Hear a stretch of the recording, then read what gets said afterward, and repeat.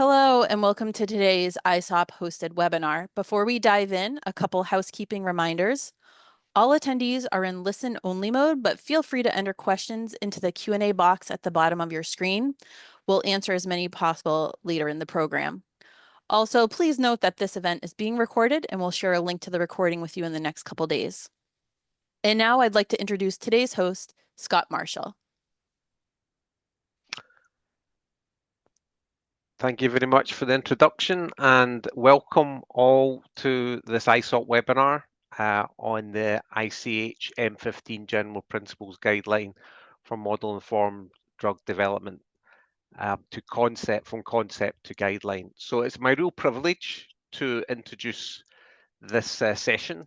I'm Scott Marshall. I am the former rapporteur of this EWG expert working group that has got this to this point of public consultation. It's my real privilege to be the rapporteur on behalf of this group. And today's presentation is very much on behalf of the whole group. Next slide, please, Jen. And here's the pictures of this eclectic group of experts that have been working on this, as you'll see, for a number of years. We really do welcome you here today. We believe this is a very important guideline for our community, our practice, both in industry as well as in our interactions with regulators. So we look forward to our discussions and the extensive Q&A that we'll be having at the end. Next slide.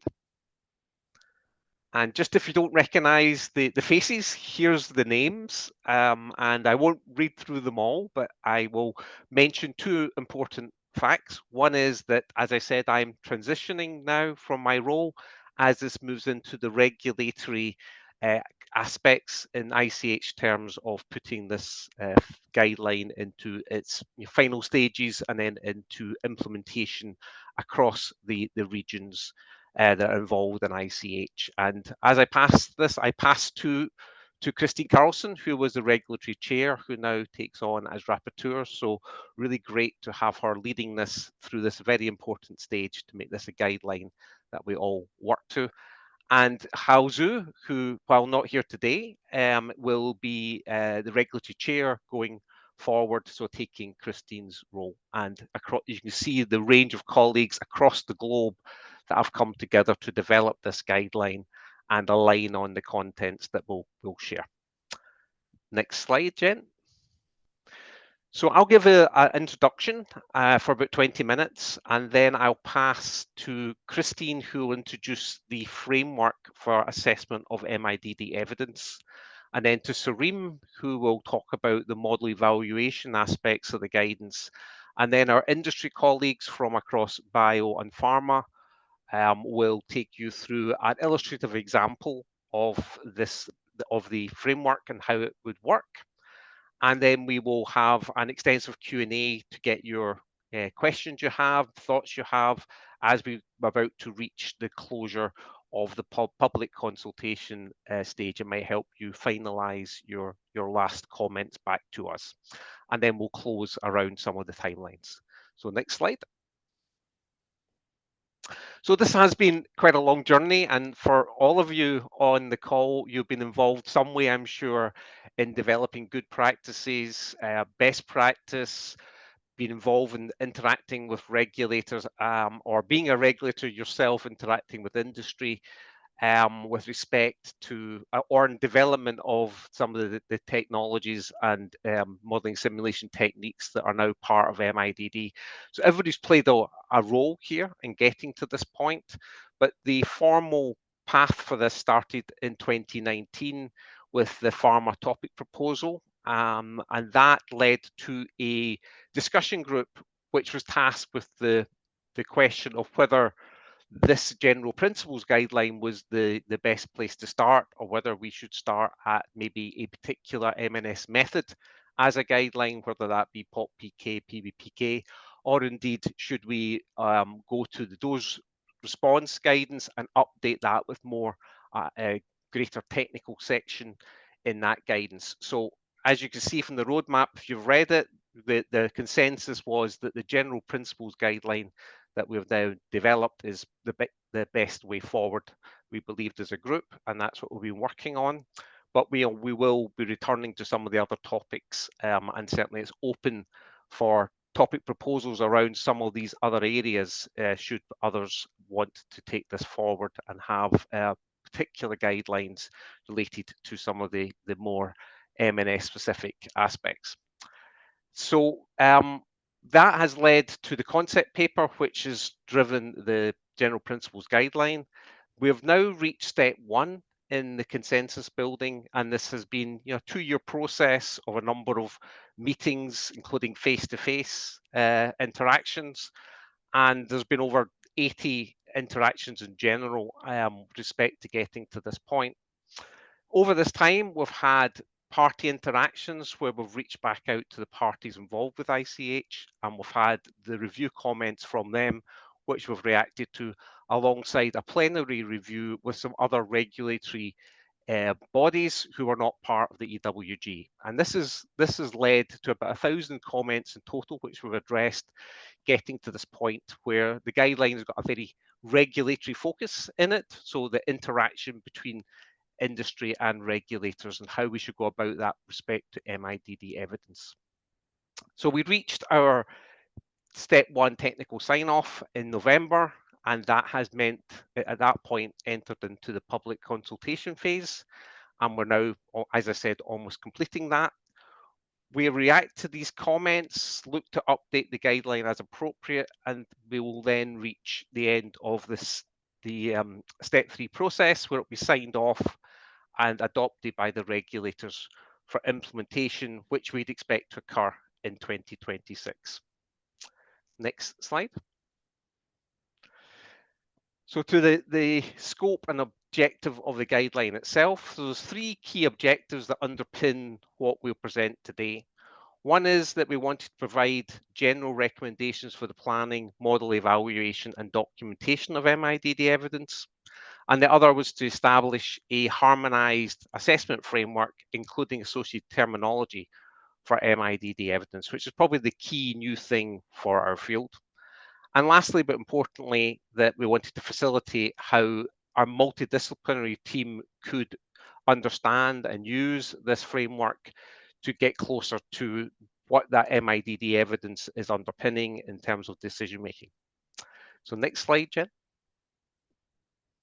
So turning to each of these in turn, in terms of the recommendations with respect to planning, model evaluation and documentation of MIDD evidence, we've got a lot of building blocks here to use in getting to what we had into the guideline. And this comes from at the bottom of our building blocks, the planning, reporting and submission practices that we've used over many years of using MIDD output within regulatory decision making. So a lot there from planning to reporting and evidence, MIDD evidence at the top. But in the middle is really where we've given some more focus on how we would go about this in a more formalized way. And that is using the elements of the risk-based assessment framework. As you'll see from reading the guidance, a lot of these elements are based upon accepted standards from the VMV40 white paper, which you can see referenced at the bottom. And indeed, that they form a lot of the components that we expect to bring into the planning stage, where you start to think about your question of interest, the context of use, the consequence of wrong decision, model influence, model risk, and model impact, which we'll hear a bit later. And then the elements of model evaluation, the applicability of MIDD to the question of interest, which is underpinned by the verification and validation aspects, leading to the reporting and then that evidence being evaluated and accepted for the regulatory decision. Next slide. So this evidence, we believe, is one of the most important concepts coming out of the guideline. We think it positions MIDD in a very good place with respect to this being another pillar with respect to totality of evidence that is used in regulatory decision making, putting alongside clinical trials, real world evidence, and now we have MIDD evidence. So certainly a pillar in decision making, and formalizing this in a global sense, we believe is going to be very useful to us as we move forward as a discipline. Next slide. And as I said, part of this positioning is that we can, as experts, work with multidisciplinary teams to help them understand the assumptions behind some of the MNS work, the MIDD components associated with that. And we believe that within this virtuous cycle of going from understanding to increased utilization, in the center of it is very much the ability to be able to communicate between experts. And the table, we believe, helps us to promote a common terminology in how we would communicate with multidisciplinary teams. It also looks to encourage early alignment on the aspects of this table in terms of the assumptions being made, the risks that may be behind some of the applications, and how we mitigate them in the model evaluation aspects of what is then produced and then submitted to regulators. And this overall then provides a common expectation by using these terms, which helps drive a common practice and indeed this virtuous cycle to lead to increased utilization within regulatory decision making. Next slide. So just to turn to the guidance itself, this is a fairly standard table of contents from an ICH perspective with an introduction, which I'll touch on in the next few slides. We have 4 sections in total, one being the introduction, then we have the framework for assessment of MIDD evidence and model evaluation and MIDD reporting and submission section. So, and then with some appendices that then in totality form the basis for the guideline. So just to turn briefly to the introduction, next slide. As a background for this, we include the methods that we include within MIDD within the context of the guideline. But these are not to say these is limited just to these methods. These are the ones we have seen the most as regulators and as industry colleagues within the context of MIDD. So these are the ones we have outlined here. And you can see they stem from population pharmacokinetics right through to artificial intelligence and machine learning. Next slide, please. And the scope, of the guidance is not just with respect to that list of approaches, but we have this being to what is available now, but also for the future. So we leave open the potential for new methods to come in that could fall under MIDD or indeed new applications that may be part of what MIDD is about. We are focused on the assessment of MIDD evidence and how that is done within the context of regulatory interactions in terms of reporting and submissions. An important point is that the guideline does not provide details on the technical aspects of model development. We leave that more to the good practices guidelines that are already in existence and other regional regulatory guidelines. But of course, these should be followed in the development of models that are submitted under this MIDD guideline. So we're giving a more general framework upon which all MIDD MNS methods should be considered. Next slide. And I think this outline aspect of the guideline is probably one of the most important areas. It does allow this linear guideline to be positioned into more of a procedural offering where you can see that the different sections are called out as we move from the planning stage of MIDD through the submission stage. So this allows you to read the guideline as you would thinking about the aspects of planning for MIDD through submitting it and going to the correct section that would give you some guidance about what to think about at each stage. Next slide, please, Jen. And you can see that in this particular webinar, we'll focus very much on the areas in the green box. So we'll be talking firstly about the key assessment elements. So Christine Carlson will talk about them and the additional considerations that you have to think about if you're going in the planning stage or the submission phase stage to the regulators. Then Sareem will talk about the model evaluation aspects and our industry colleagues will give an example of what this would look like for an illustrative situation.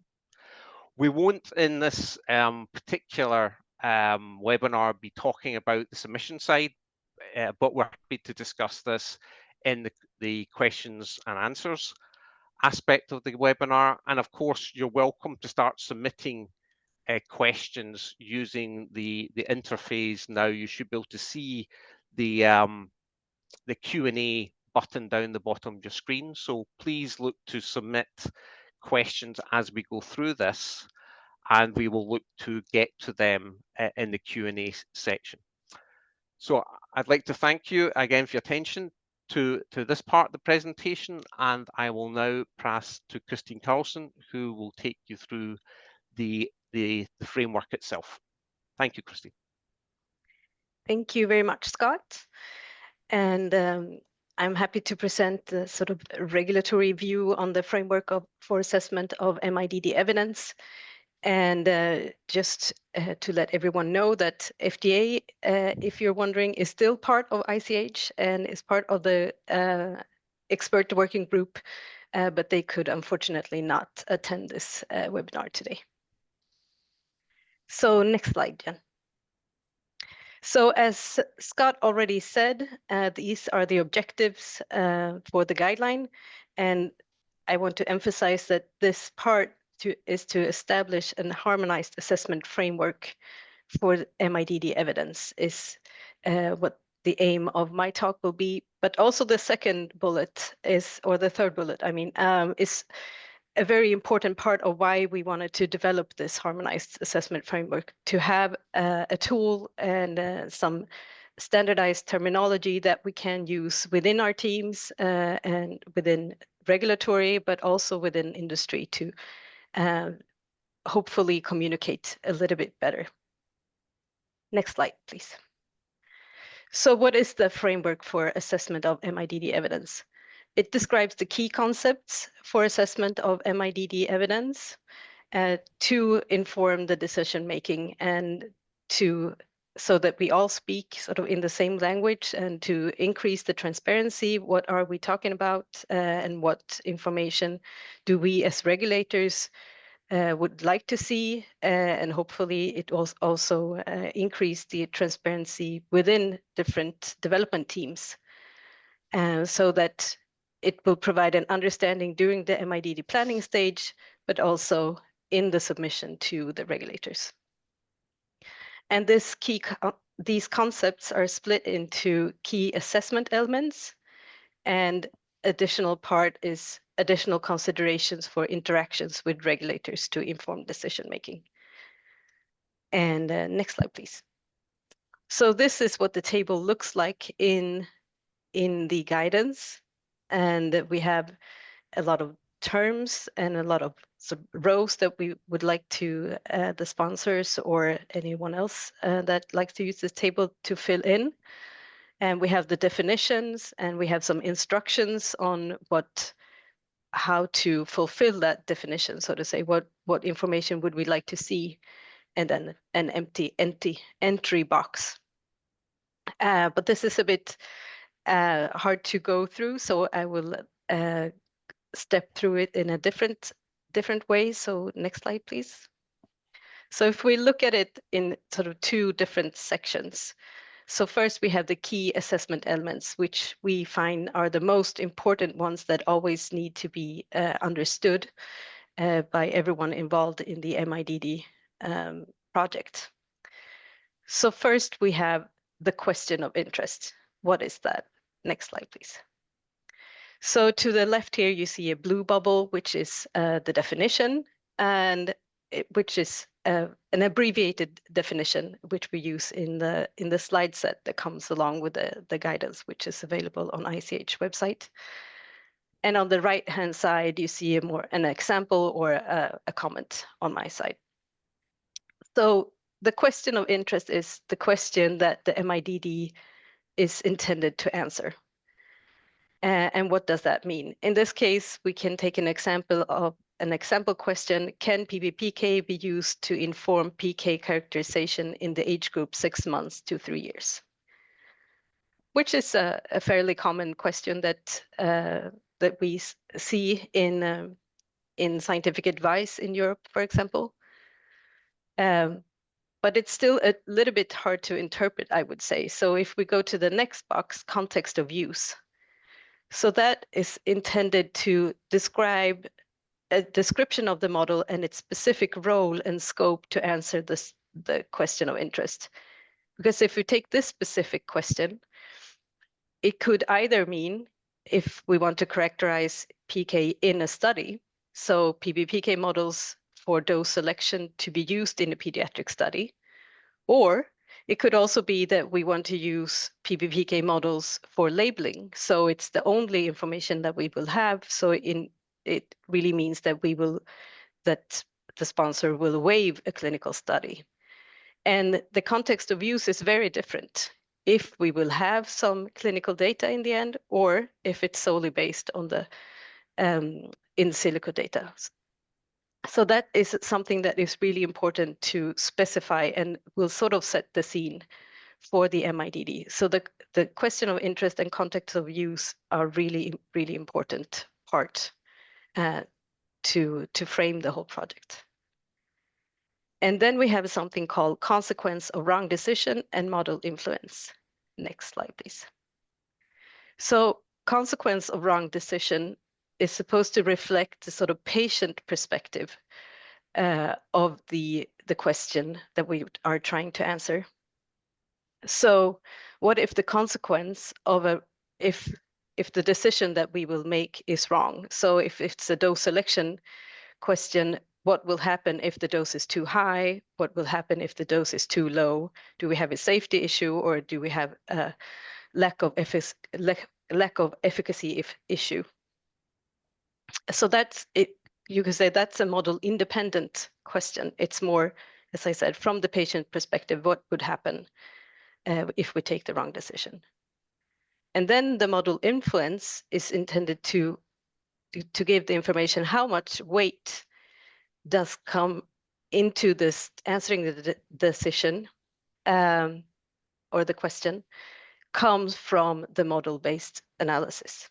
So is it the model outcomes that we will generate throughout this process? How much weight do they have in this program? Are there other information? Are there clinical trials? Are there real-world evidence? Or is it only the model outcomes that will affect that will be in the evidence in the end? And these two terms come together to model risk. Next slide, please. So that is the contribution of the model outcomes to a possible wrong decision and subsequent potential undesirable consequences. So what would happen if we have something that has a very high consequence to the patient if the decision is wrong, and also it's only based on model outcomes. So it's only based on a simulation study, for example. Then it's really important that those simulations are there's very low uncertainty in those simulations. So the model risk is a composite rating of the patient perspective and the weight of the model outcomes. And lastly, in the key assessment element part is the model impact. So what does that mean? Next slide, please. So that is the contribution of the model outcomes in relation to current regulatory expectations or standards. So we know that this is, there's a lot of different model terms here, but this is more of what, if we did not have the MIDD evidence, what would we have done instead?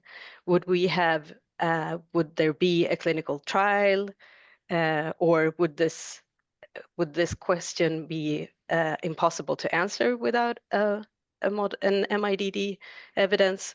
So this is sort of to frame where does it sit in the regulatory landscape at the moment. But that also means that as the regulatory landscape and the current standards change over time, the rating for the model impact will also change over time. something that will be high impact right now might be medium in a couple of years, so that you need to be sort of informed of what the current regulatory status on that. So those are the key assessment elements. And then there's a few more parts that are more geared towards the planning stage or the submission stage. So if we go to the planning stage first, next slide, please. So then we have a term called appropriateness of the proposed MIDD. So what does that mean? It's the rationale for why the proposed MIDD is suitable to answer the question of interest. Why would we use PBPK in this case if we go back to the first question, and not POP-PK or just a standard PK analysis? So that is also really important to justify and to describe why we want to use this particular method. And that should not be confused with the applicability, which is also a term used in the guidance, which also includes evaluating a model's ability to provide accurate and reliable results. So applicability could be, we have a POP-PK model, we have a PBPK model, but is it applicable for the pediatric setting? Whereas the appropriateness of proposed MIDD is whether PBPK as a whole is appropriate for answering this question of interest. And something else that's really important to think about in the planning stage is the technical criteria. Next slide, please. And here we would like to see a summary and rationale of the key criteria for model evaluation and model outcomes to establish acceptability of the model. So going back to this particular example, the PBPK model, that might be, is it appropriate for the pediatric setting, and what type of technical criteria would you like to see that it's can provide predictions for pediatric setting? So it's the most relevant planned technical criteria for the specific application. So that's the planning stage. If we're then looking at the submission stage, so the whole program is already finished and you send it for review to regulators, what information would we like to see then? Next slide, please. So we have model evaluation, so that's the key results and conclusions of the technical evaluation of the model, and Sarim will talk more about that. So I hand that over to him in a little while. And then lastly, we have outcome of the MIDD evidence assessment. Next slide, please. So this is sort of the final conclusion. So it's the multidisciplinary assessment of the MIDD evidence to answer the question of interest.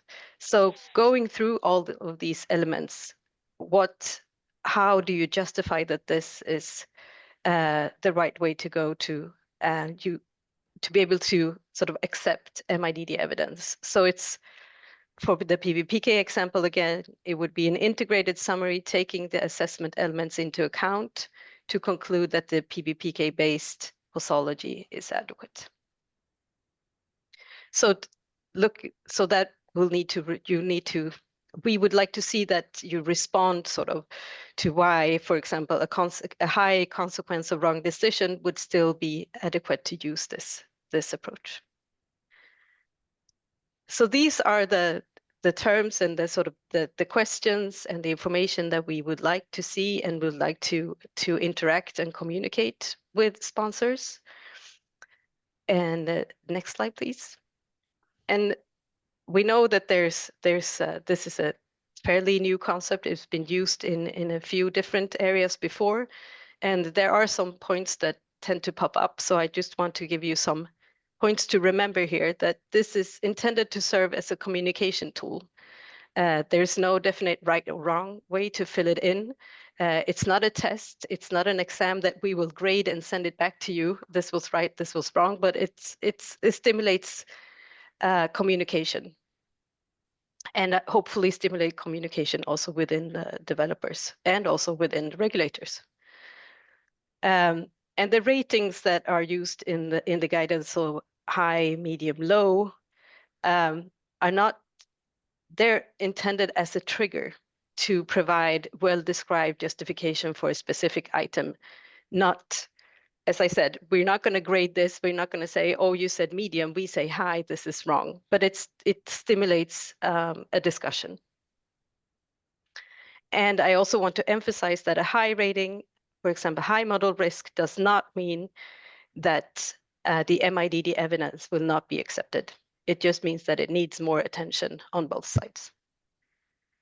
And with that, I would like to hand over to Sarem to talk more about the model evaluation.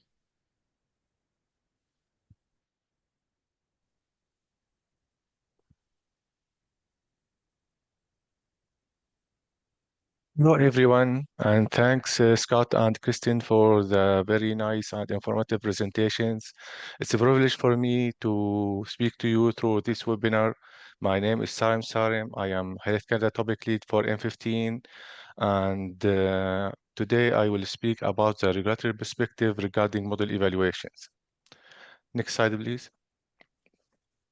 It's my disclaimer, so I do work for Health Canada. However, the thoughts and the views in these slides are mine. Next slide, please. Model evaluation is a central part of M15, and providing general recommendation about it is one of the main objectives of this guidance. Next slide, please. Model evaluation has a critical role because based on the conclusion of this evaluation, as acceptable or not acceptable, the results and finding of the modeling and simulation exercise will be turned in MIDD evidence and can be used, as Scott has mentioned, along with the other kind of evidence from clinical trial real world to address the question of interest. If the model evaluation is not acceptable, this will require follow-up. For example, addressing the questions or deficiencies, making revisions to the result interpretations, or making some revisions and refining the model and the analysis and the model evaluations.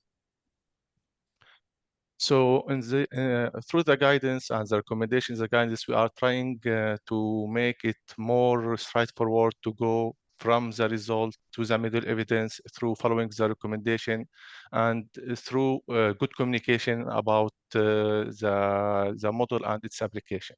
Next slide, please.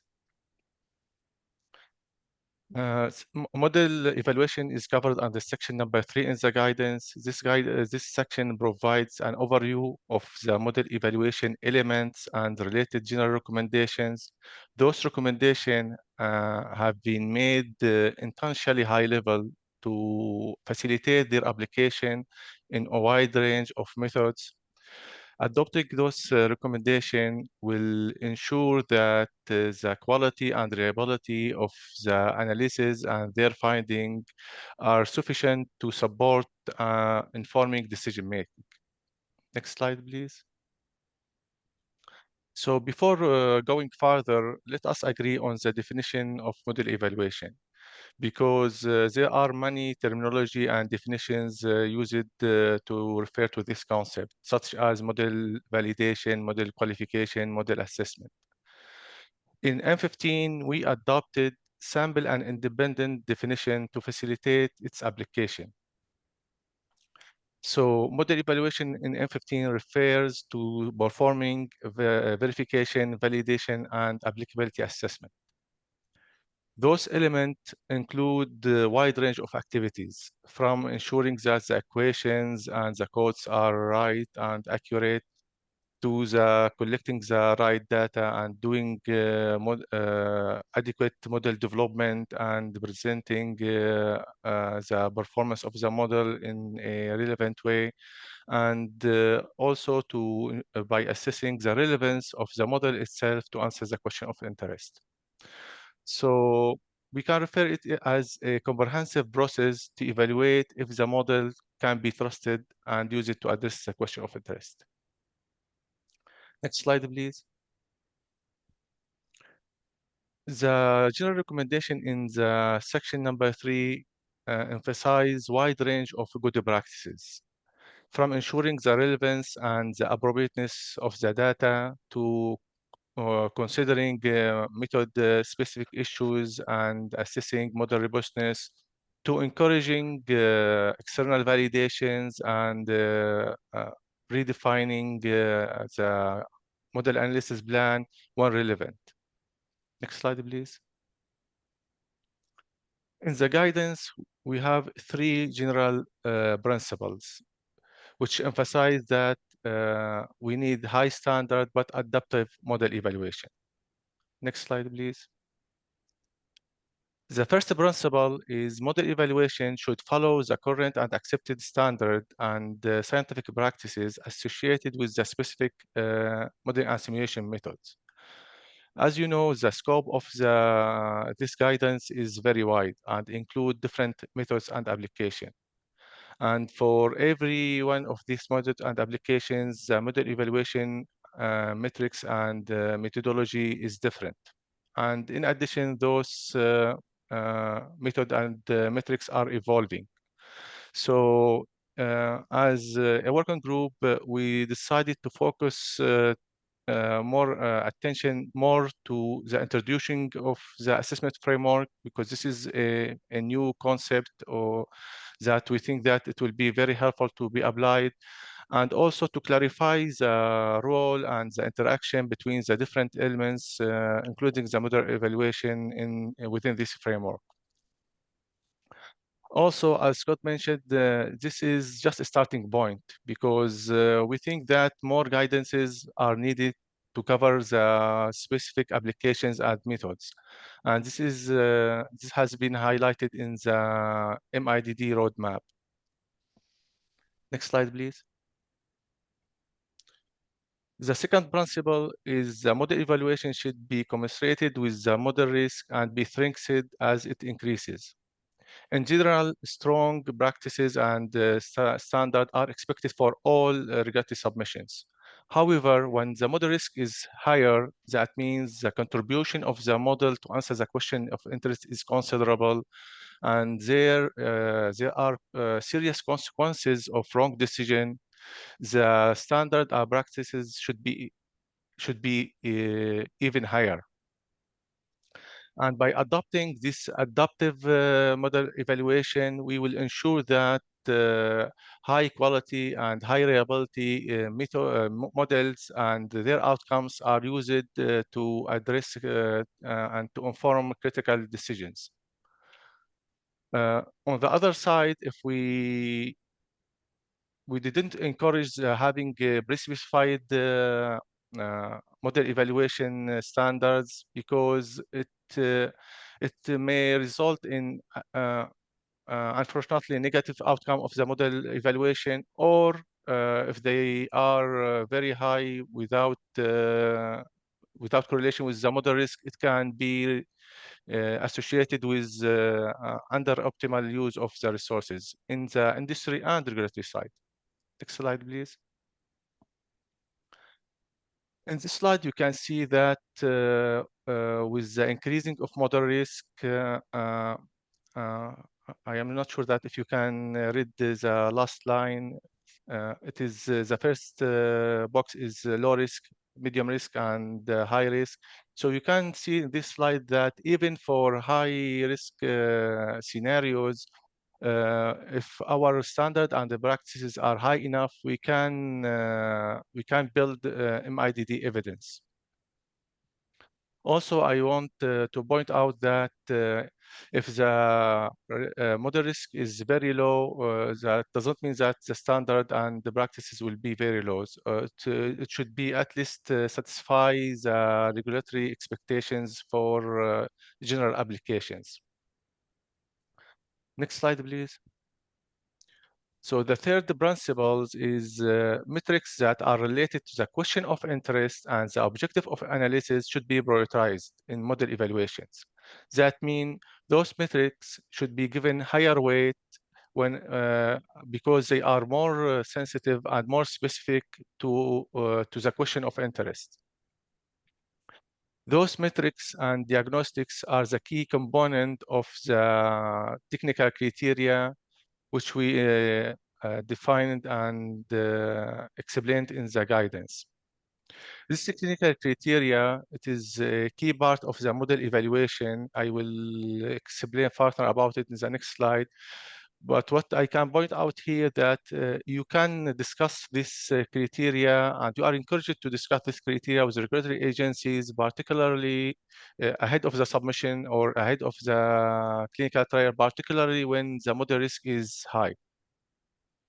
And also this criteria can be included in the model analysis plan and can be predefined. But it is not a requirement to be predefined. Next slide, please.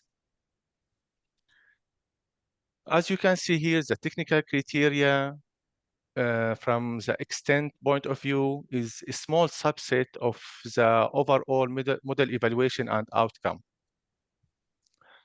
While from the importance point of view, they have similar or equal or comparative importance to the overall model evaluation process.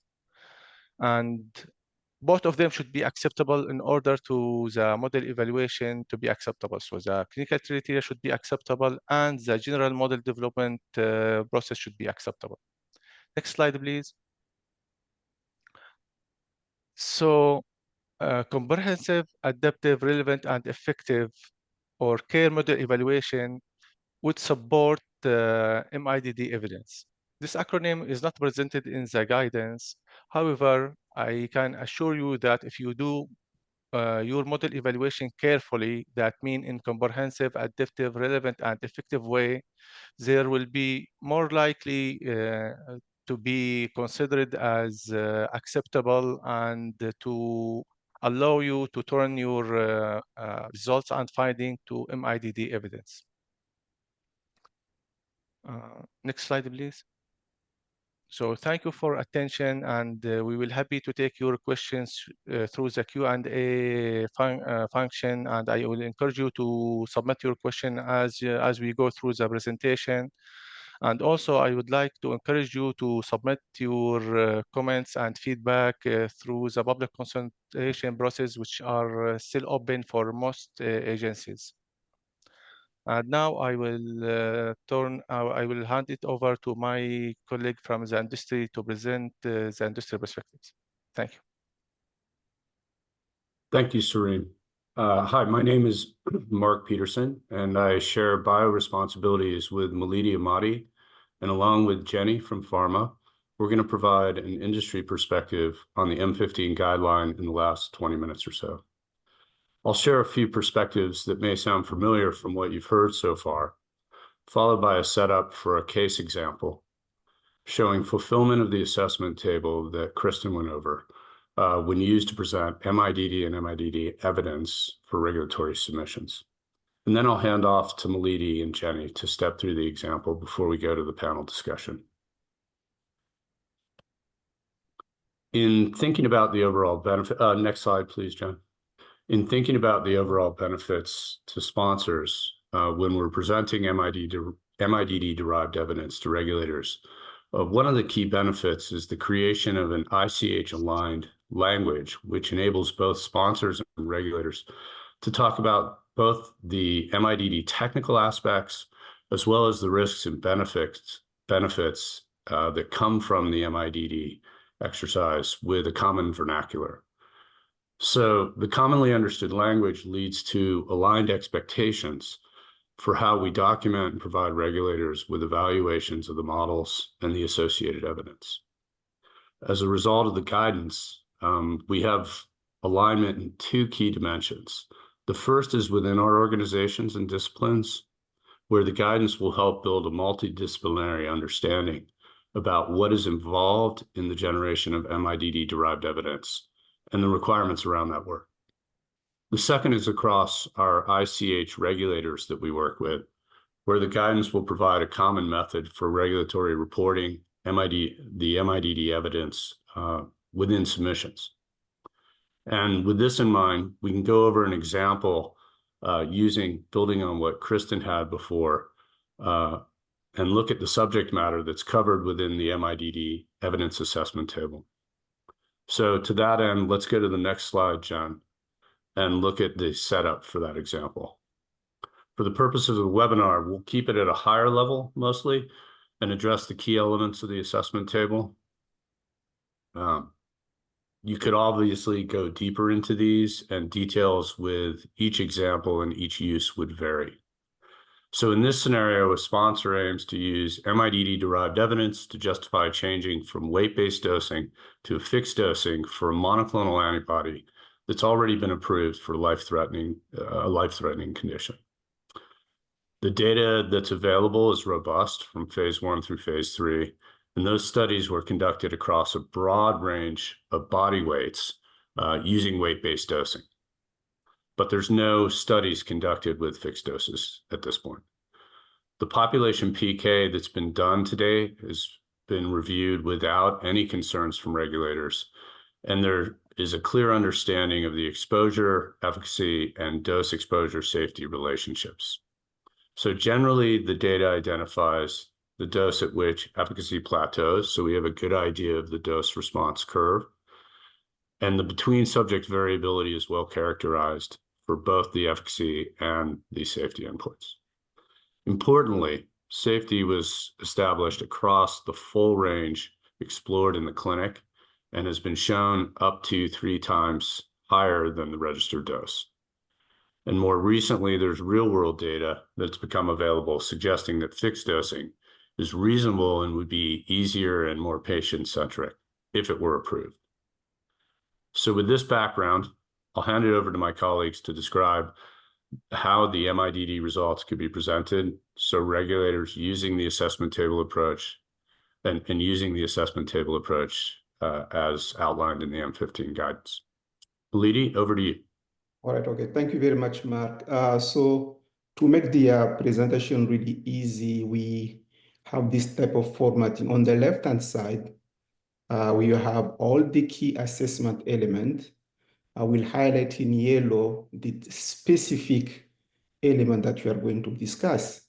As presented by Christine when she went through the table, the first item will be the question of interest, which is in yellow here. On the right-hand side, you have the definition, instruction, and then the entry. This is where the sponsor or the regulator has to fill in, and then I'll put that in the blue to make sure that we basically understand what we're supposed to fill in. Based on what Mark introduced for this example, the question of interest will be, could the approved body weight-based dosing be replaced by a fixed dosing regimen while still providing a similar exposure safety profile? So that would be the question of interest. Next slide. For the context of use, if you look at the definition as it is introduced in the guideline, will be we need to describe the model and its specific role and scope to answer the question of interest, right? So in this case, what we are planning to do is just simulation. We have to simulate previously developed PK model to identify fixed dose that generate exposure comparable to the approved body weight-based dosing. That will be the strategy to address our context of use. Now, the next question, what type of additional evidence that we have or data that we have? As it was introduced by Mark, that we have very robust, really, data that we should use to address this question of interest. Specifically, we have established those exposure relationship over wide body range in a large population, right? And then also the second one is the efficacy endpoint. The approved body weight-based dose was in mid-range of the tested phase 2 dose, and then was generated exposure well at the plateau of the exposure response curve. And then finally, in terms of safety, we have a favorable safety profile that was really also tested with real-world evidence data. So we know exactly what the question of interest, simulation, and then we have this additional evidence that we should use to address the next items. Now, the next item, which will be model influence, consequence of wrong decision, model risk, and model impact, will involve rating. So we'll see now for the next step how we are going to use this information basically to write stuff. Next slide.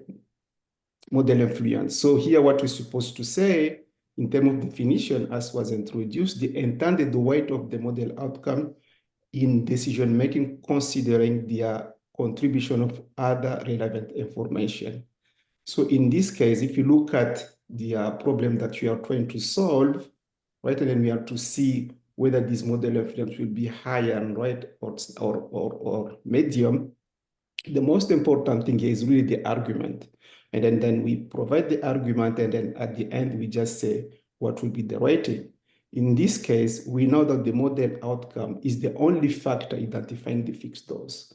And additional evidence showing the safety profile, additional evidence as discussed previously, ensure the safety of the predicted fixed dose. Because the model outcome is the only factor identifying the fixed dose here, so we assume in this case model influence is higher. Next slide. Consequence of wrongdoing. So here we have two aspects. We need to consider patient-specific perspective, and then what do we have in terms of exposure and safety profile. If we look at only patient-specific, we know that this is life-threatening disease. And then the severity of the disease actually play a very important role. In this case, the consequence of wrong decision on the severity of the disease is high.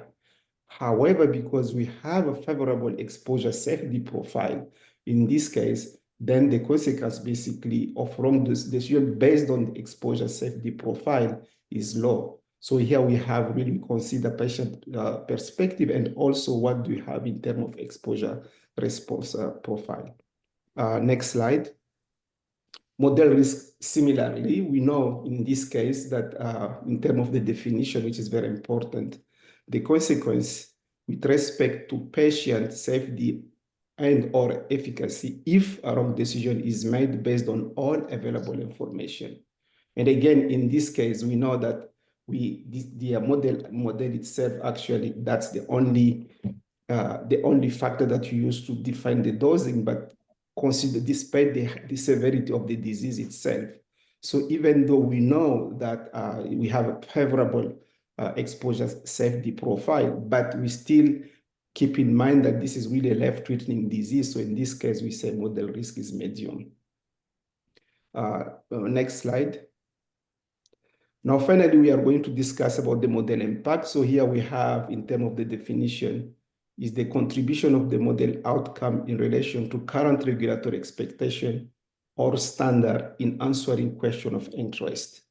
The current regulatory expectation, basically, if you want to change from weight-based to fixed dose, you would need at least to have a PK bridging study in healthy volunteer. That's the current regulatory expectation. In this case, we are replacing this with modeling with MADD, which is the modeling the outcome of the model itself, and consequently, then the model impact is higher. Again, this is one way of filling this table, but this based on this specific and then really nice example that we have, but the way this also could be a little bit different. For that, I'm going to the next assessment of the table. I'm going to hand to Jenny. Thank you so much, Mulidi and Mark. So I'd like to continue on with this illustrated example, but now talking about the bookends of the MIDD assessment, continue using the example case.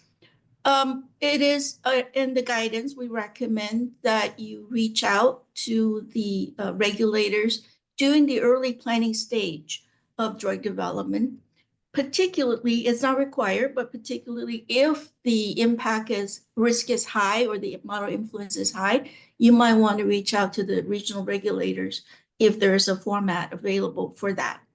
The appropriateness of MIDD approach, you need to provide the rationale for this approach. Christine already talked about that. In this particular example, the rationale may include, well, we are going to use a population PK model.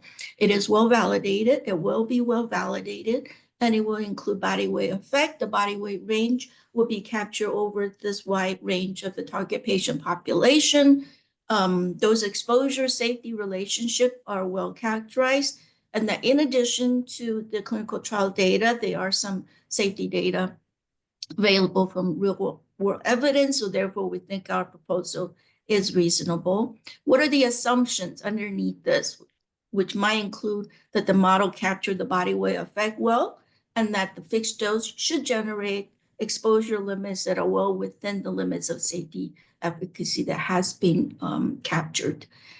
In this particular example, additional data may not be necessary, but if you have real world evidence that fixed dose has already been used and has been demonstrated safety efficacy, you might want to go ahead and include that in your proposal as well.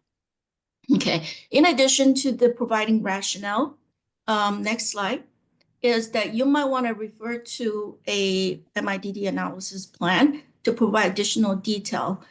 In this MIDD analysis plan, you would like to have prospectively defined criteria. How are you going to demonstrate that you have achieved on MIDD evidence? And that needs to be all defined following modeling simulation best practices. This for a population PK model may include visual predictive check or any other goodness of fit assessment, diagnostic for the covariate that will represent the population. That simulation will be conducted capturing all key uncertainty in the model. Then what is your criteria for demonstrating fixed dose would be adequate to replace the weight base? Is how are you going to do exposure matching, comparability of exposure following the fixed dose compared to the weight-based dosing using either your confidence interval approach or your 5th and 95th percentile of the distribution. So these should be all based on your specific example, well captured. Next, at the submission stage, talking about the other bookend of this MIDD assessment, when you come back at the end with your final result, you want to make sure you have robustly assessed your results. In this particular case, your simulation result, but it could include also your model assessment. You wanted to show the regulators the model meets all technical criteria, had acceptable performance, and you can refer to your MIDD analysis report for all the technical details that I've stated in previous slide above. That at the end, hopefully you met all these criteria, then you can talk about the outcome of the MIDD in the next slide. That hopefully you will lead to a conclusion that you can draw in this particular category here and state that the proposed fixed dose regimen supported by the robust simulation and comprehensive data that are available, plus the real world evidence is likely to maintain the desired efficacy and safety profile to support potential implication. Then the conclusion is that therefore the MIDD evidence as assessed supports a fixed dose of X milligram for the weight range of Y to Z range. So we hope that that is the outcome that you would achieve. But again, during the MIDD planning stage, the regulator may give you additional recommendation on what we'd like to see for your specific example, that when you come back for the submission, you would want to include that as well. So with that, let me wrap up the example portion of this presentation and conclude that we hope you feel that my industry colleague and I agree that this assessment table is a very useful communication tool for communication that increases, as Christine said, transparency between sponsors and regulators, and that across multiple disciplinary team as well. And that concludes our example session of this webinar, and I'd like to open up for Q&A. Thank you.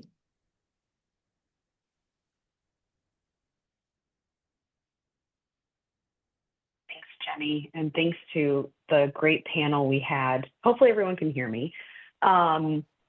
We've had a number of questions come in already, but if you do have questions, please feel free to type them in. and we'll go through them as we go through them. The first one is kind of a good overarching question is, what is the corresponding guidance at FDA for MIDD? I know we don't have Hao and Millian with us, but I think it's a general question that maybe some of our regulatory colleagues could answer. How does this guideline interact with regional guidelines? And is this guidance going to be specific? Like, is this going to be an FDA and EMA guidance? So Christine and Sarem, I don't know if you want to take that first. Sure, I can jump in on that. So ICH guidances in general, it's a global, it's a guidance that all members need to adhere to when finalized. So that goes for FDA, EMA, and PMDA, Health Canada, and all members. So this will be the MIDD guidance also for FDA when finalized. And as far as I know, it's only China that has a dedicated MIDD guidance so far.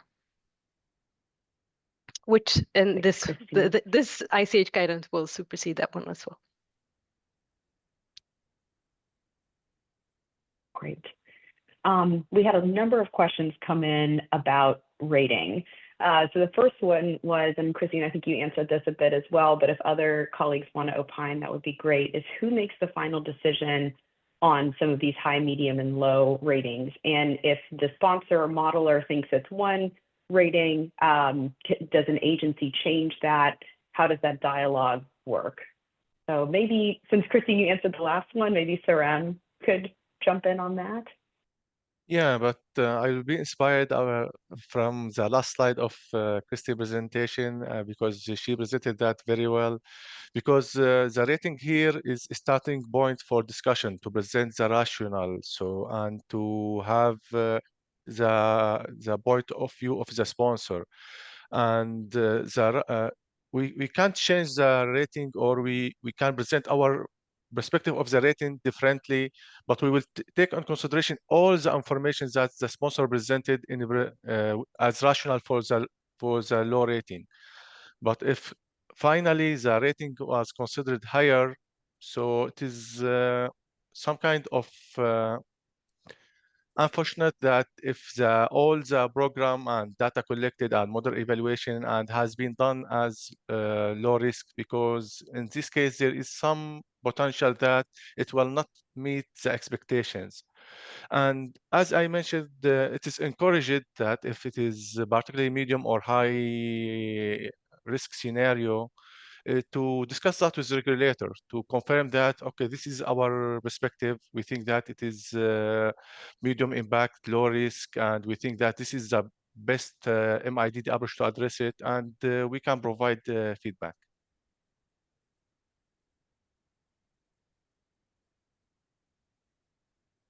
Great, thanks, Sarem. Another question is on model influence versus model impact. Is it possible to have a high model influence and low impact, or a low model influence and high impact? I think anyone is pretty qualified to answer this if someone has an immediate question or an immediate response. I think in the industry example, we have this case, it was medium. I think they can, I think Validi was speaking about this point. So it was the case, it was they were not matching.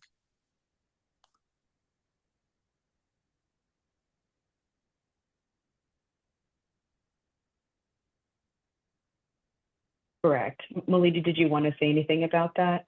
Yeah, definitely. I think, model, if we have to look back to the definition of model impact, right? How we define in the guideline, and then also model influence, how it is defined.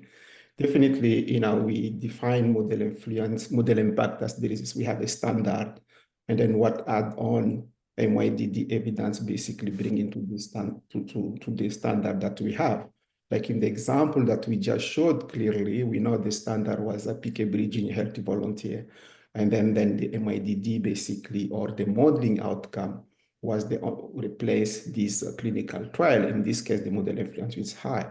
Then the model impact. Then the model influence actually have two levels, as we discussed, patient perspective, and then also what do you have in terms of efficacy and safety. If you look at those two definitions, definitely yes, you can have both higher low and then lower higher. That could be could make sense in this case. And Scott, you were muted previously. I noticed that you tried to chime in. Yeah, can you hear me now? You're good now. Okay, sorry, my headset flipped. No, I think my lady answered it. Yeah, I mean, it's, you know, it'll maybe take a bit of thinking about as you go through the definitions to see the differences. But definitely there are situations where these will be different. And I think, as Christine nicely said, that model impact is more about the standards you're replacing. And if you think about it in that sense, it really helps distinguish that from the assessment of the model, its influence, and the risk which come together to make the model risk. And that really probably helps you separate those two when you're going through that evaluation. And yeah, we have a number of cases like the one Milidi's demonstrated. So Milidi answered it, but I now know that you can hear me, which is good. Great. And actually, you set up another question very well. I think this will go to Sarem, and you had a great slide on this.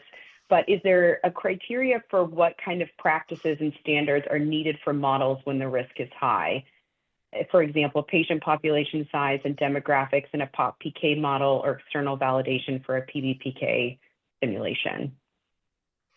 It's a great question, and thank you for who I said it, because the answer is within the question, because you can see that there are two elements that can be adjusted, and I think it will be a good idea to see if they are applicable. The quality of data or the sample size, as it was referred to, and the possibility of external validation. So it is a case by case, because that depends on the application of the model. Is it to describe the exposure response relationship, or to describe the exposure?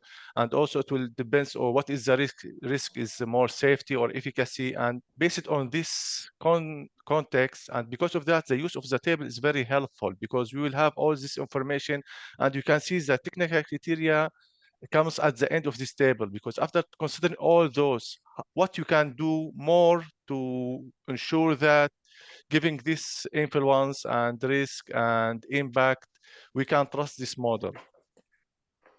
And as I said, the question itself included two examples of what can be done.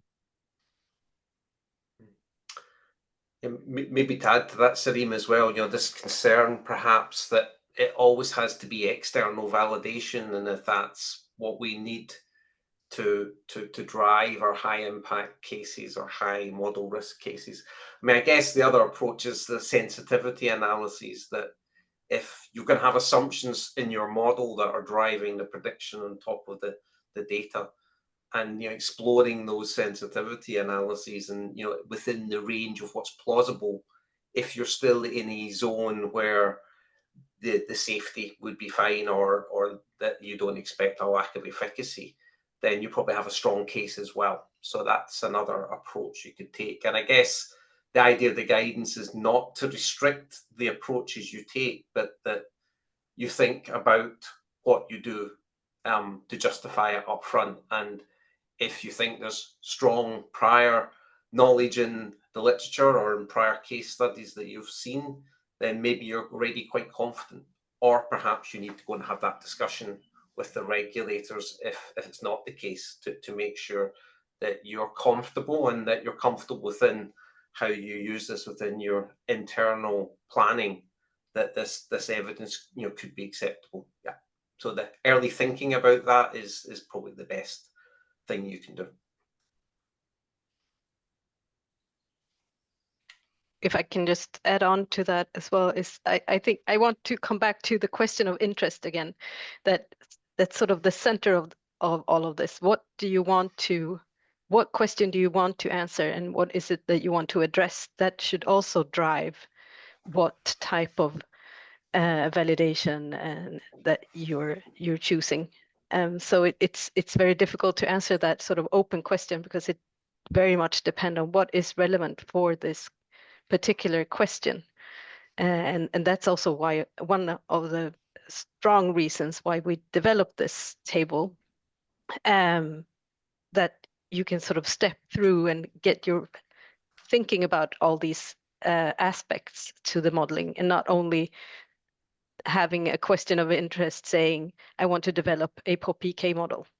You want to develop it to or use it to address a question.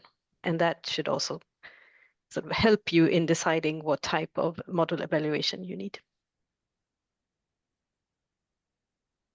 To end this point, thank you, Scott, for writing this book, because I had it when I read the question. Yes, I think the concern that would we have a preset of very strict recommendation when it is high? The question is not. It will depend, as we explained, that it is the context, the question, all the information will be taken into consideration.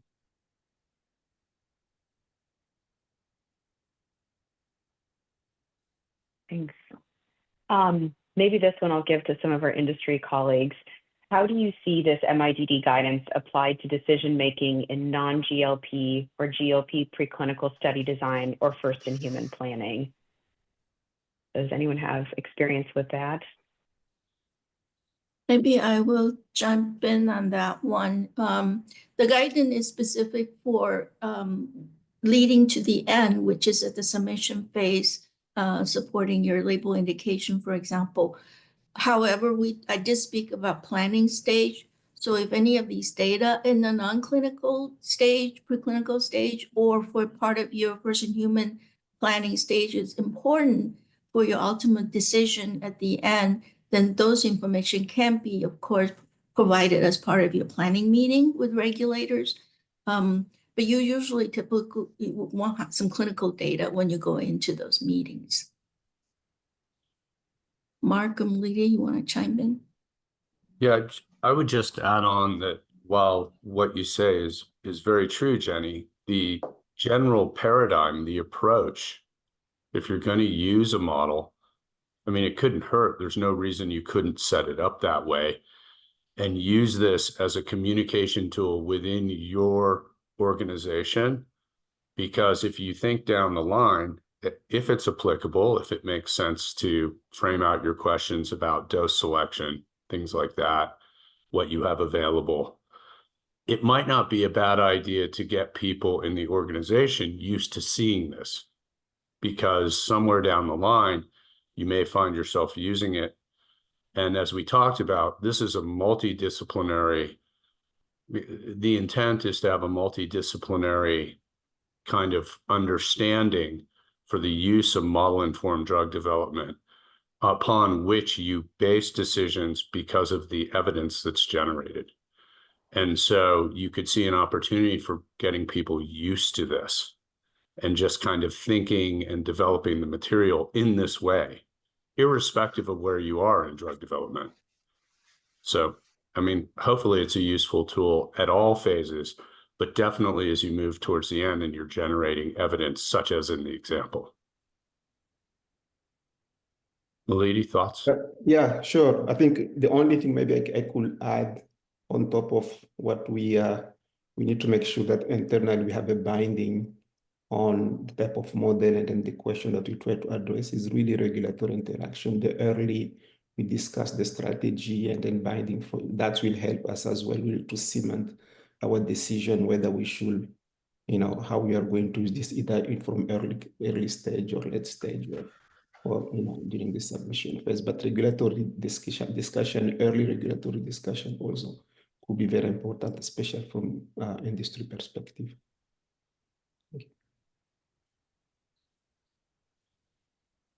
There's another question related to planning, so maybe I'll tag that one on, is if the MIDD approach is at the planning stage, is the expected conclusion needed in advance, or can it be provided once the modeling is complete?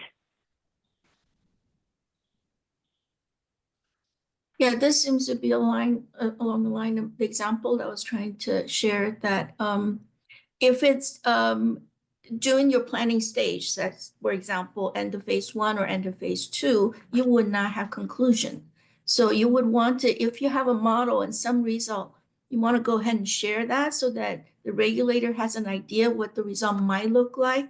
But your final results will have to be updated. Your model will need to be updated with final clinical data at the end. So it would probably not be binding or accepted, but it would give them an idea and give you recommendation during the planning meeting what additional work you might want to do to further increase the robustness of your model. I don't know if that helps.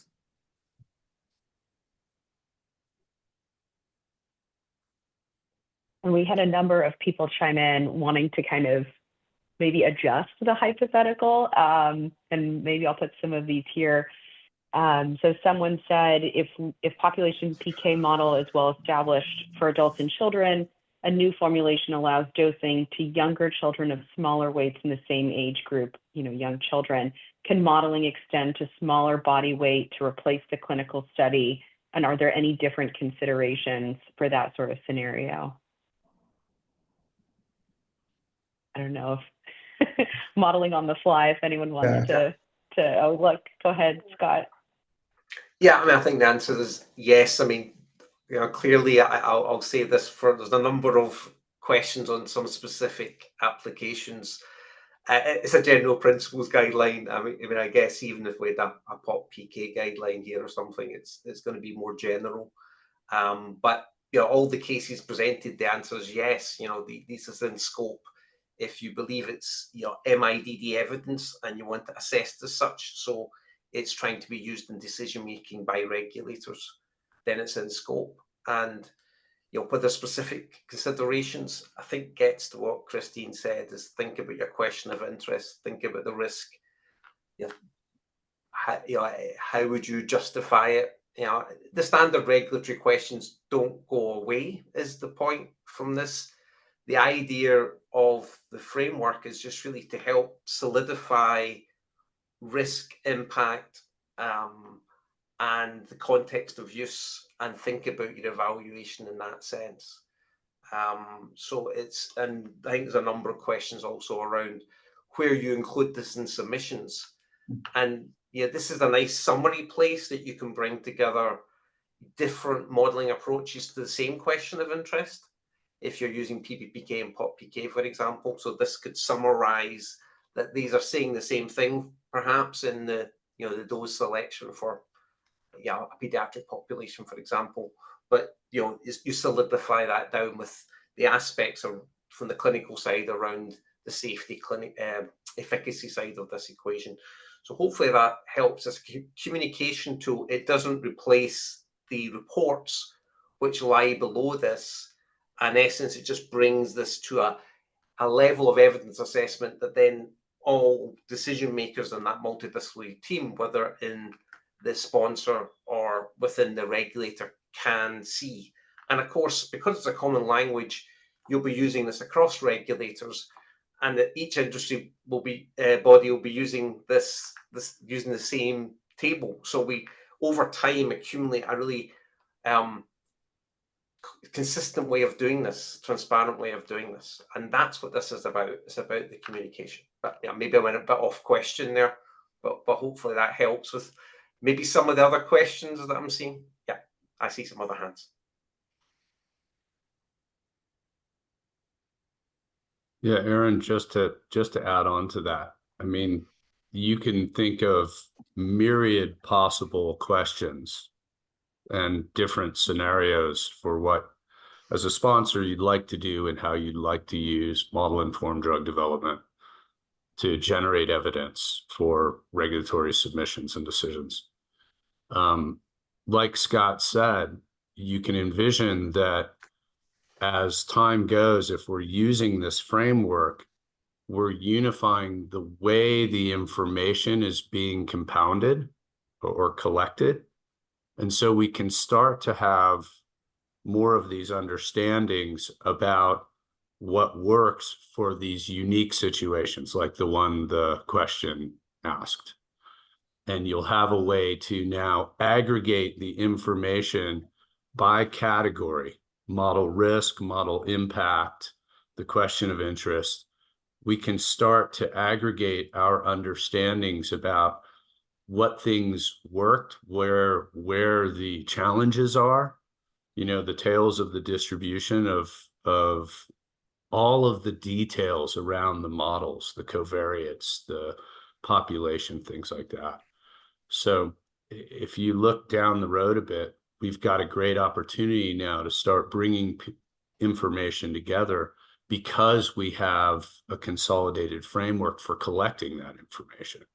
That's why I think you know, if I can speak on behalf of my colleagues, the expert working group thought that this was really an important communication and multidisciplinary tool. So I don't know if any of my other colleagues want to weigh in on that.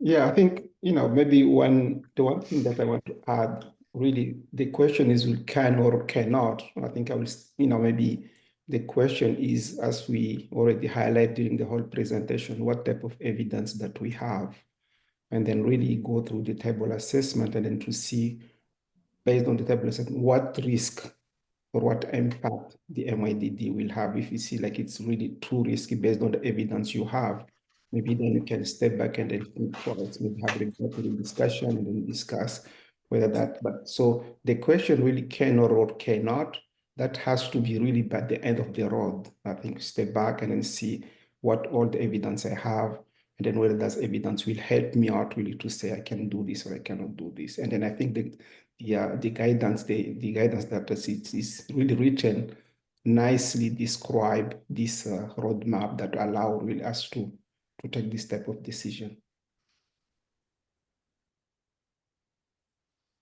Thank you. Well, it's very clear just based on the number of questions that people found the example very illuminating and thought-provoking. So it's no doubt that we got a couple of questions on whether we will include any of these examples in the current guideline, either as an appendix to kind of help clarify some of the terms or see how this is used in real life, or if we're going to publish these elsewhere. Both of those questions came in. If we want to opine on some of that. Christine, maybe I'll go to you first. Yes. First, all ICH guidelines come with some sort of training material. And so that is in our planning to provide some examples to illustrate how to use the guidance in the end, whether it will be submitted at the same time as the guidance or a little bit after the guidance is what is commonly done for ICH guidances in general, that the training material is developed right after the finalization. That is still to be discussed a bit, but there will be examples that will come along with the guidance for sure. And there might be some publications as well around this, but from an ICH perspective, there will be training material to go along with the guidance.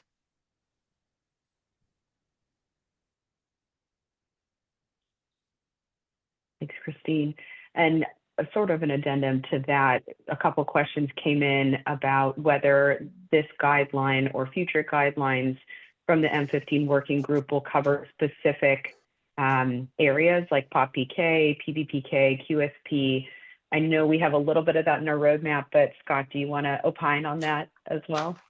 Yeah, I maybe didn't cover that as well as I should, but yeah, to be clear, the way ICH work is there has to be a topic proposal from a ICH member body, so industry body, regulatory body.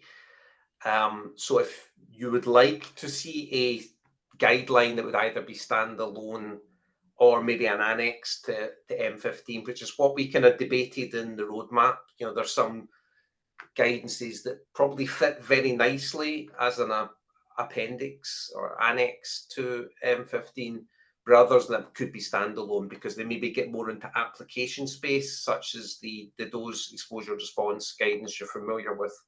But others like POP-PK, for example, fit within the annex. But our role is to deliver this guideline, and then we would need to cycle back with these other topic proposals.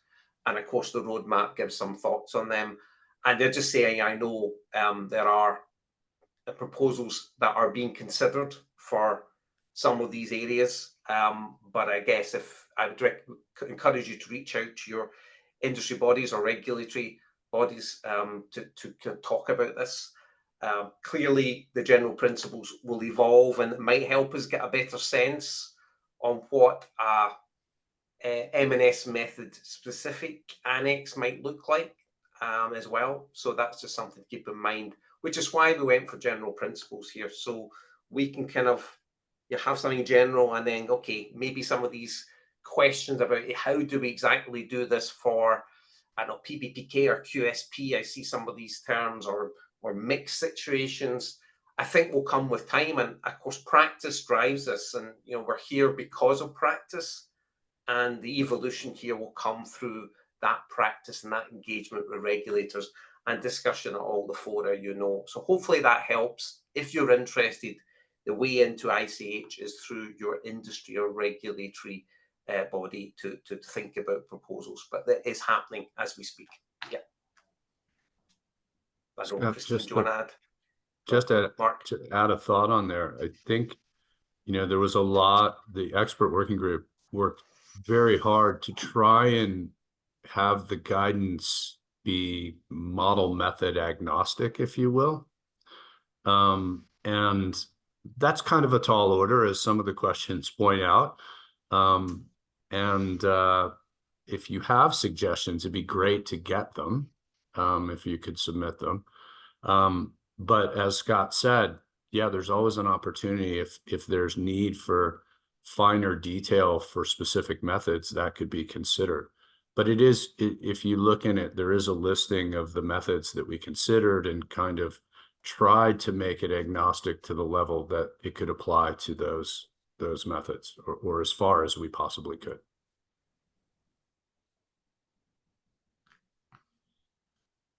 Thanks both. I'm going to pivot a little bit. We had a number of questions come in around timing. Probably the broadest is there an overall anticipated time frame for regulatory action prior to modeling and alignment on the plan? Christine or Sarem, I don't know if you've thought about this or have some ideas. I can start if you want, because the regulatory actions that depends. It can before starting the program at all to see if MIDD can be integrated within it, or before the starting the phase 3 clinical trial, or after doing the trial and to see if some gaps can be. So it will depend on the question of interest to be addressed.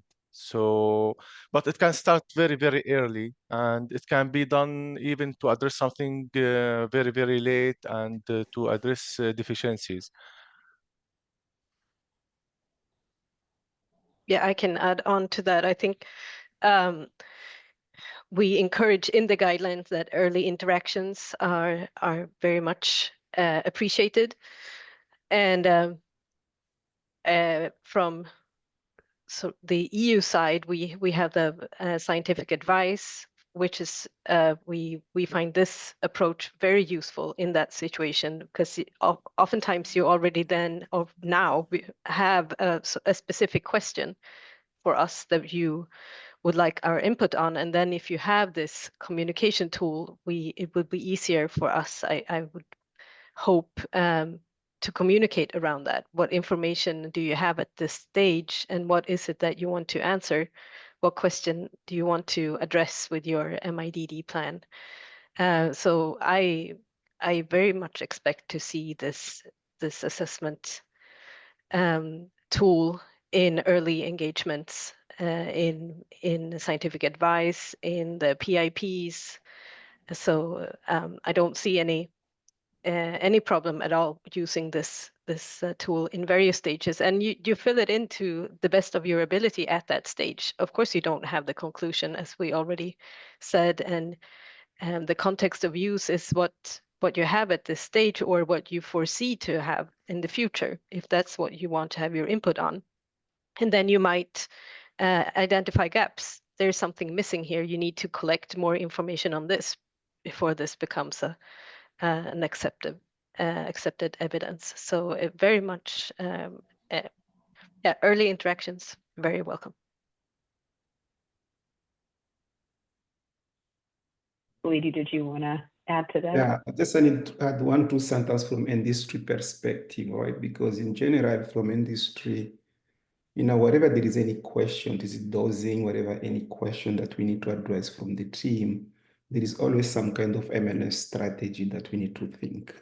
What needs to be done, and then what type of data, what type of relevant information do we have? It is an obvious one, that's okay. But if you are heading something from which we know we have really few evidence or few data points in terms of information, and also basically, if you evaluate using this guidance, you know that the risk will be a bit higher. Then I think really this can trigger a question to say very, very early interaction with regulatory, and then to start the processes will be very, very useful in this case. If it's an obvious one, then I think that's okay. But as our regulatory colleagues say, early interaction is highly desirable, but also if you see that you are at the really end of extreme case, this is really where I have to say I need to sit down and really get this interaction, because if I use this tool and do my assessment based on the data I have, I see there is a higher risk, and then et cetera, et cetera. So I think that's something that from industry perspective, one of mindset we could also think, to see when to start and then how we are going to use this tool. Thank you. Go ahead. Yeah, no, I think it's me combining that question with maybe another one I see about, you've got all these models going into submission. Do you need a table for every part, every question you're answering? Yeah, I mean, that's not the intent here. I mean, clearly, definitely when you have you're missing a study like that, you're using this in replace of a study, then that would be, yeah, you want to think about a table, or at least the elements of the table in your submission. That's where we would be. But we're hoping in general, you're back to earlier points, that this becomes a standard vernacular, standard language, that we might start to see this being used. And that I'll be honest that MIDD or our general methods in this space tend to be kind of buried in submissions. And the effort of this is to raise this up to that level of evidence and the discussion on it to that level. So when we look at submission documents, having elements of this table, or even the basic assessment elements used, will only help illustrate what you're talking about to others. And so that's our hope here. So it's not to be covers everything, but the language will become common and become embedded, but with the tool being used really on specific areas where you're making a major evidence statement about what MIDD is replacing or informing. Yeah, so maybe thoughts, but I see other hands, so I'll let others come in. Thank you. Jenny, I think you were next, if you wanted to add. Sure, Mark, go ahead.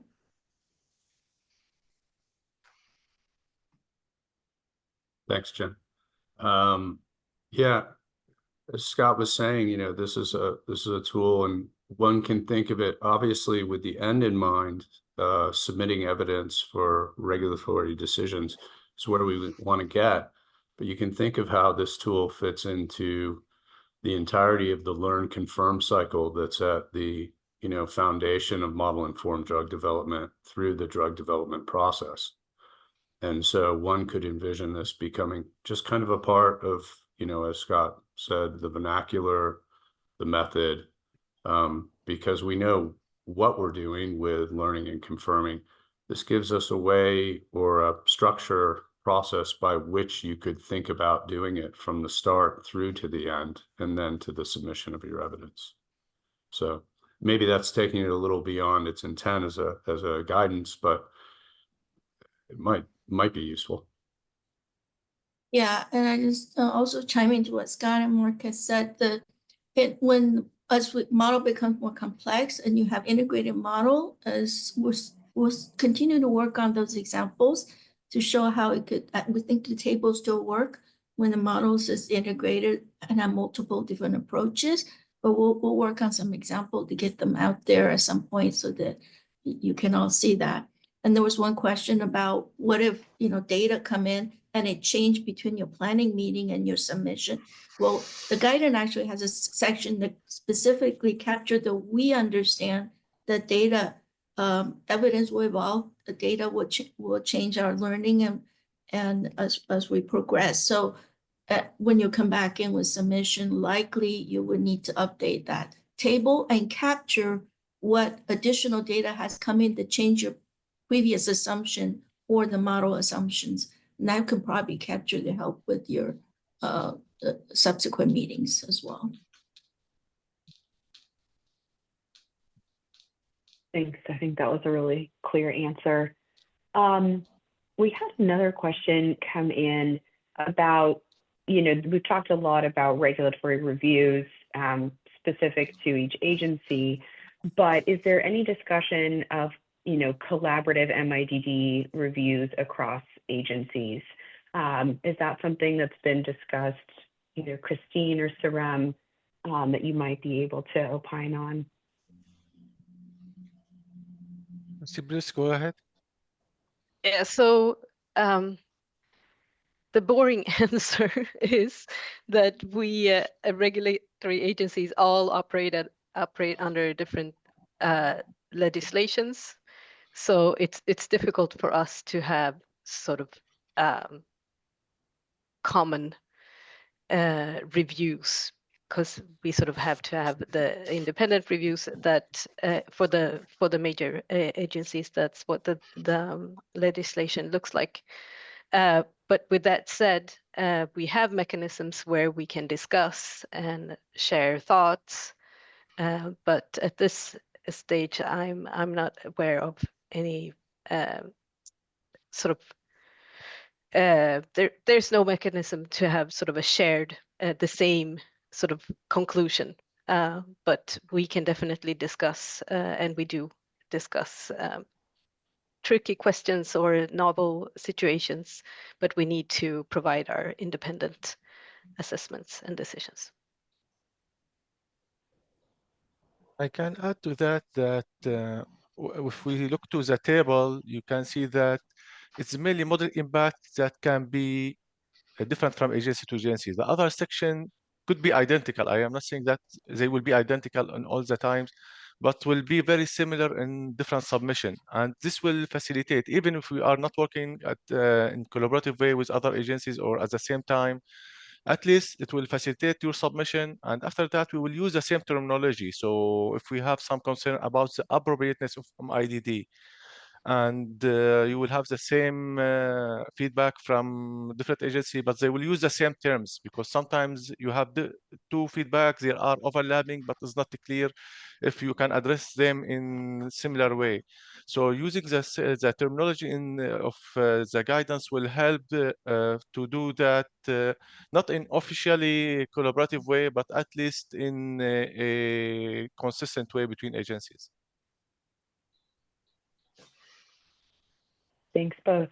Another comment that came in, and this person has very clearly read the guideline, is they didn't quite fully understand the difference between MAP and MAR, and that's something that we touched on in our presentation, but maybe didn't get as down into the nitty-gritty. Was there any sort of discussion about consolidating these? How are they different? How do they overlap? Mark, I know you were involved in some of that, so maybe you want to go first. Sure. Not to put you on the spot. No, that's okay. That's all right. I'll give you my personal thinking is that, you know, anything we do scientifically, we tend to plan for or should plan for.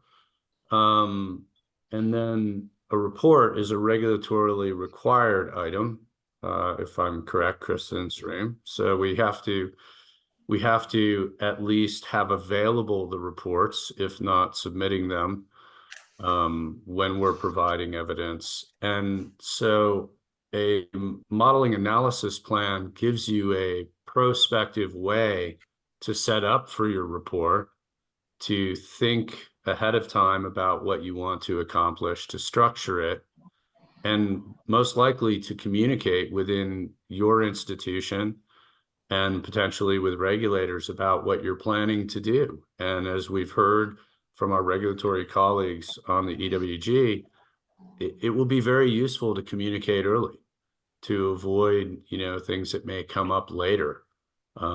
It's in everybody's best interest. And so an analysis plan sets you up for success when you get to doing your analysis and to writing your report. I don't know if my other colleagues want to add on to that. Lady, go ahead. Yeah, I think I fully agree what Mark said. It's going to be really difficult to kind of merge those two documents. But the only thing that we also highlight in the report is the scope, right? It's not when we say modeling analysis plan or report, it's not really, mostly we do pharmacometric stuff, but it's also expanding beyond the PK exposure response, even for those using AI machine learning. I think the guidance we put in very more flexible way, so then people can feel comfortable the way they are going to report their analysis. That's something that we can look at the guidance to see for the specific type of analysis, you know, what are the key recommendations that we could use, what the key aspect. But it is really open for that type of modeling as well, not just pharmacometrics modeling.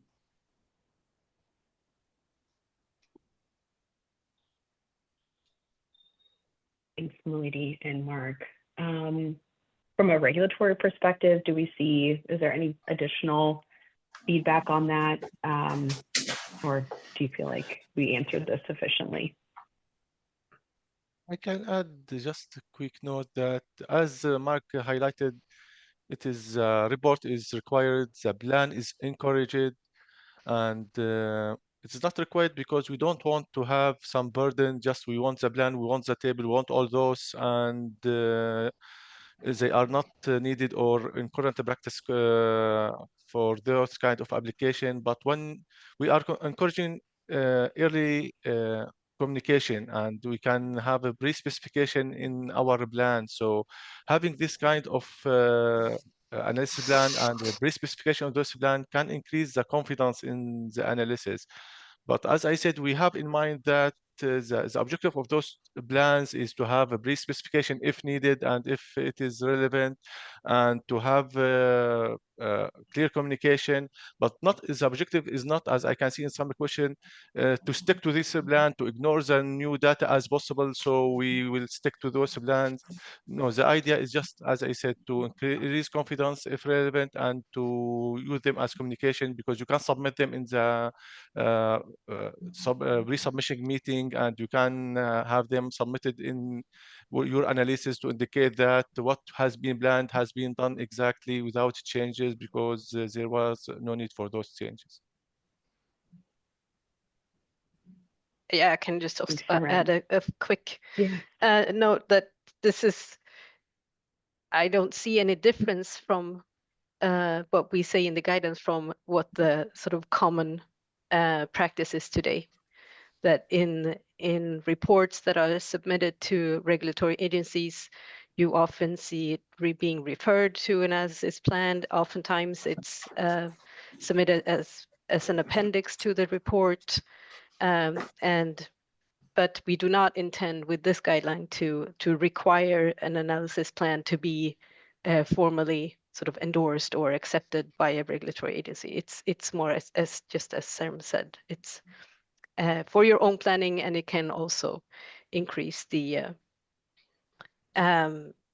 credibility of an analysis if you have it, depending on what you want to use it for.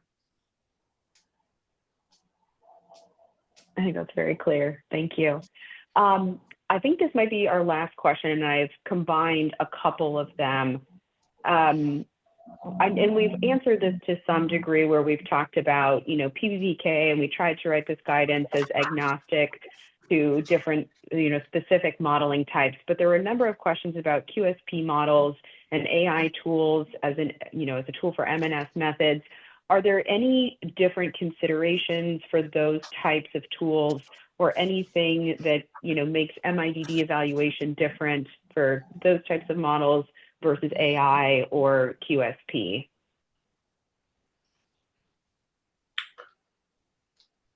Scott, go ahead. Oh, I think Christine beat me to it. Christine? Okay. Yeah, I can give my thoughts on it. I think that this framework and the mindset that we have laid out here is going to be very, very useful for QSP models and also AI tools, where it's not so obvious all the time what type of data you have available, what type of assumptions you have made, in what type of context are they developed. So in my perspective, these are the situations where this framework will be really, really valuable from my perspective, where I can get when I see these methods being used now, it's sometimes very hard to put them into context or really see what data has been used, or there's so many different components to it. So having this type of framework will really be helpful in my mind. So there's nothing that's excluded here at all. It's more that it will be very helpful. And if there's any specific considerations, I don't know, but I think I can see that the table as such the content will be larger.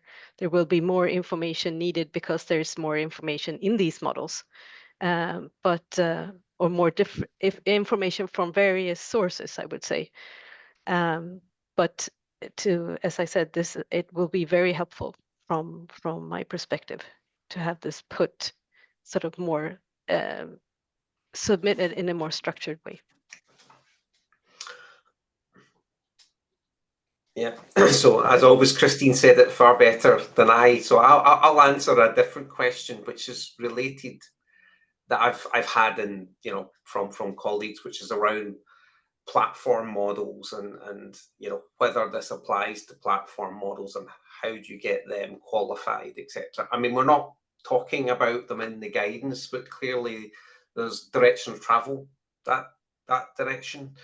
And there are procedures to get qualification, and the global regulators maybe talk to that after me. But I mean, the idea is that you would be pointing this out, but maybe the evaluation of that model is partly done elsewhere and partly on record elsewhere, and you're pointing out the additional data that you've added, mechanism you've added, and the context of use that is maybe different to what's been used before, or very similar to what's been used before. But I think that's just building on Christine's point. And before I pass it on, I think maybe one thing that I may be reading into some of the questions was, how big does this table get? And I don't think we've actually maybe commented on that. You saw in the illustrative example, it's quite a small table. It's meant to be pretty small and succinct. It is your top level executive summary, if you like. If you need to integrate multiple models with a lot more information, we do see in the guidance in the submission section that you could have a summary of that coming together in another document that is behind the table, if that's required. If your table starts getting to 10 pages, then it's definitely far too long. It should be a couple of pages in length. That's the kind of aim of this. It's to really help consolidate it and have the links to the map, the MAR, that summary of other evidence if it's needed, if you want more discussion of some of these more complex situations. But I just thought I'd throw that in because I don't think we've touched on that yet. And I see a few hands. Maybe we'll go to Sarem first, unless From, were you going to talk about AI and QSP, and then maybe you can go back to Christine to talk about MAP and MAR? I don't know. I can just shortly comment on the last thing that Scott said, that I think it could be also very helpful to have if you have a question of interest which is addressed by multiple models, you have sort of a summary just saying, we have all these models that will feed into this information, but not fill them in, sort of, as Scott said, super extensively. And I also want to fall back on what I said in my presentation. There's no sort of right or wrong here, but it could be very valuable information to say that we have done both POP-PK, PBPK, and we also have a QSP model to address this specific question. And to have that sort of succinctly said somewhere, it's very helpful.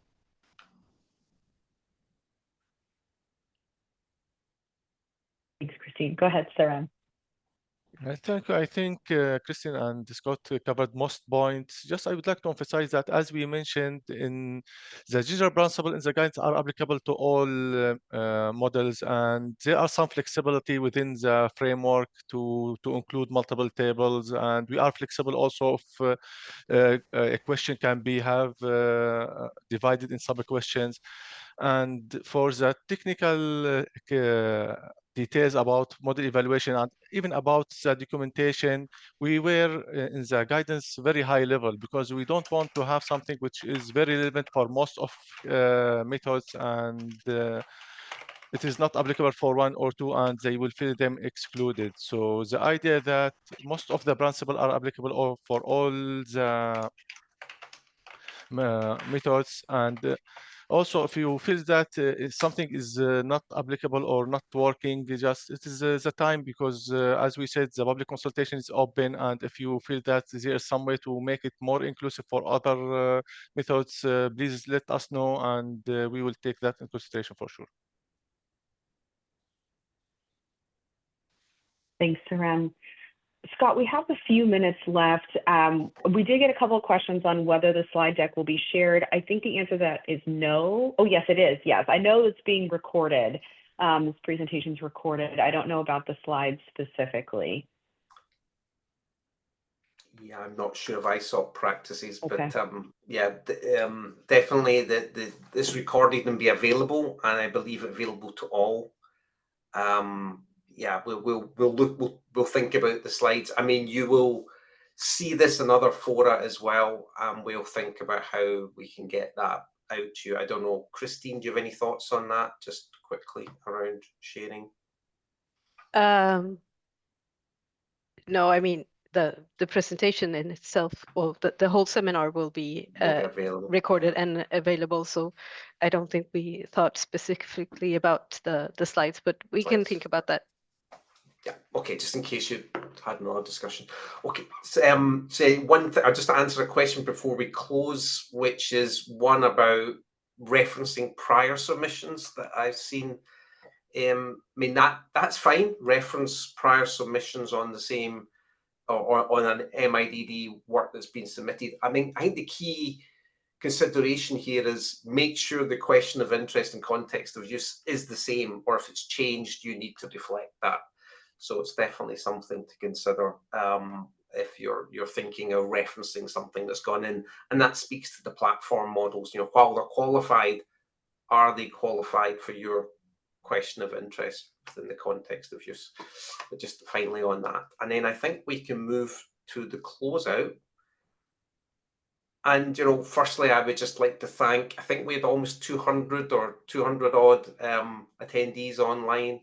Thank you for attending today. I know you have busy days. It will be evening, early morning, and the middle of your busy working days all over the globe. So thank you for giving 2 hours to this. You know, it's great to have the questions very varied and on point. You really are understanding some of the questions we've had as we've come together as a collective group of colleagues from industry and regulators to get this guideline together for ICH. So yeah, you're definitely on the right lines with the questions you have, and hopefully we have answered them we will have, as you'll see, other fora coming up. Page, definitely ACOP, we are hoping for, but do reach out to us as well if you're looking for answers to some questions. We're happy to try and give you them individually as we can. But the official answers to questions will very much come through this public consultation, which is rapidly closing. And you can see already it's closed in China. We're closing end of February in many regions. So you should have had the opportunity to submit your comments and suggestions. And suggestions are more easy to act on than comments, because if it has a kind of, here's my observation, could the guideline have this language? That is definitely far easier for us to think about rather than open questions. But clearly open questions are great as well. So do try to submit them through the particular body to your regional regulator. You can see that there is still time with respect to Health Canada, our Japanese colleagues, and MHRA.